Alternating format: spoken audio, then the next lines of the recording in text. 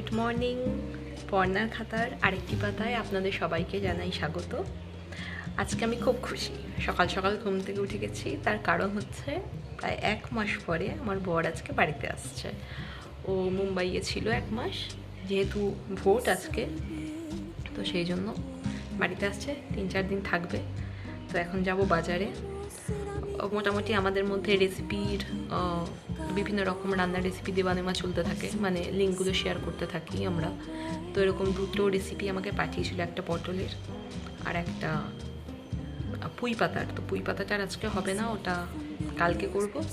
পটলেরটা আজকে করব। পটলেরটা তার জন্য পটল কিনবো। মুড়ি ঘন্ট খেতে ভালোবাসে, তাই মাছের মাথা আনতে যাবো। মাছ তো এমনি করবোই, একটা পাবদা মাছ করার ইচ্ছা আছে।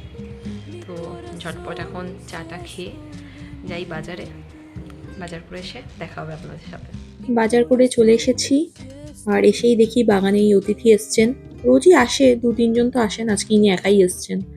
গরম পড়ছে তো এদের জন্য একটু জল আর খাবারের ব্যবস্থা করতে হবে।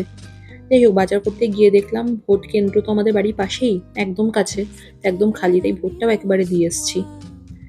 আর এই লেবুটা দেখলাম পেকে গেছে, তাই ভাবলাম লেবুটা তুলে নিই। গন্ধরাজ লেবু, কিন্তু খুব বেশি লেবু দেয় না এই গাছটা, কেন কি জানি। এটা মোটামুটি ছোটই, কিন্তু পেকে গেছে। ভোট দিয়ে আস্তে আস্তে আমার বরের প্রায় সন্ধে হয়ে যায়। আমি এখন নিতে এসেছি ত্রিবেণী স্টেশনে। ফোন করে বললো আসছি, আমি ঠিক আছে আমি আসছি নিতে। ওই যে দূর থেকে আমি দেখতে পেয়ে গেছি নীল রঙের গেঞ্জি পরে, ওই যে আসছে। 1 মাস পর আজকে দেখা হবে। ভাবলাম একটু ফুল নেব, আজকে মনে হয় ভোটের জন্য কোনো ফুলের দোকানই বসেনি। কি হাসি, বউকে দেখে হাসি আর ধরছে না, তাই ভাবলাম একটু চকলেটই নিয়ে যাই। 2 প্যাকেট নিয়েছি, যাতে নিজে আমিও একটু পাই। আর এই যে, ও যখন গেছিল মুম্বাই তখন ওদের সবে চোখটা ফুটেছে। 1 মাসে তো অনেকটা বড় হয়ে গেছে, তাই এখন আলাপচারিতা চলছে, খেলা চলছে।